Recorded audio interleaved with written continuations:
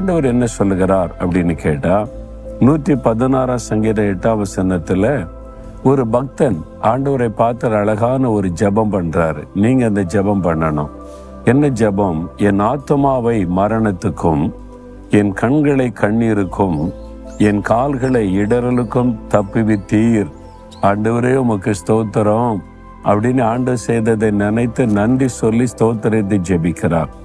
3 காரியம். 1, என் ஆத்மாவை மரணத்திற்கு நீ தப்புவித்தீரே உமக்கு ஸ்தோத்திரம். ஆத்மா மரணத்தை கொண்டு வருவது என்னது? பாவம்.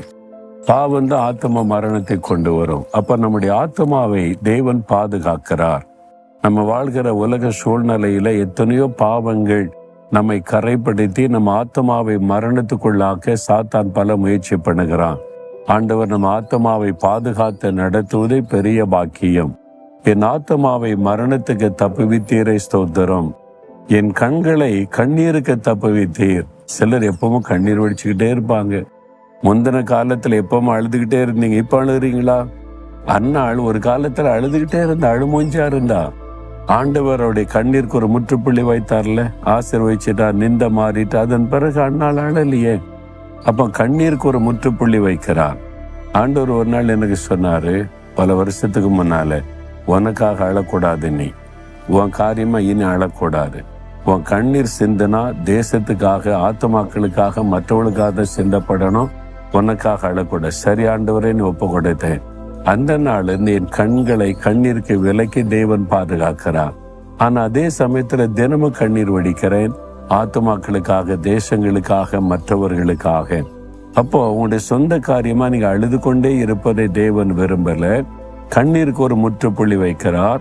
கண்களை கண்ணீருக்கு அவர் தப்புவிக்கிறார். அதற்காக ஸ்தோத்திரம்னு சொல்லுங்க. அப்புறம் காலை இடறலுக்கு தப்புவிக்கிறார். சாத்தான் பாருங்க இடர்களை உண்டாக்குவா. நம்மளை கீழே விழத்தள்ளணும். நல்ல ஊழியம் செஞ்சுக்கிட்டே இருப்பீங்க, விழத்தள்ளன்னு முயற்சிப்பா. உங்க பிசினஸ்ல வளர்ந்துகிட்டே இருப்பீங்க, பிசினஸை விழத்தள்ளன்னு ட்ரை பண்ணுவான். வேலையில ப்ரொமோஷன்ல போய்கிட்டே இருப்பீங்க, அதை விழத்தள்ளன்னு முயற்சிப்பான். பிள்ளைகள் படிப்புல சாதிச்சுக்கிட்டே இருப்பீங்க, அதை விழத்தள்ளன்னு நினைப்பா. சாத்தான் இடரலை உண்டாக்குகிறவன், கற்களை வைத்து இடறி விழ வைக்கிறவன். உங்க வாழ்க்கையில ஆரம்பத்துல நடந்தது இப்போ ஆண்டவர் காத்து வருகிறார். அந்த கால் கல்லில் இடராதபடி பாதுகாக்க தூதர்களுக்கு கட்டளையிடுகிறபடி நம்மை ஆண்டவரை இடரலுக்கு விலக்கி பாதுகாக்கிறார். இதெல்லாம் நினைத்து நம்ம ஆண்டவருக்கு நன்றி சொல்லணும்.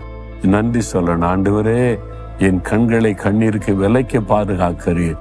என் ஆத்மாவை பாவத்திற்கு விலக்கி பாதுகாக்கிறீர். என் கால்களை இடரலுக்கு விலக்கி பாதுகாக்கிறீர். ஸ்தோத்திரம், ஸ்தோத்திரம், ஸ்தோத்திரம். இயேசுவின் நாமத்தில் ஆமேன், ஆமேன்.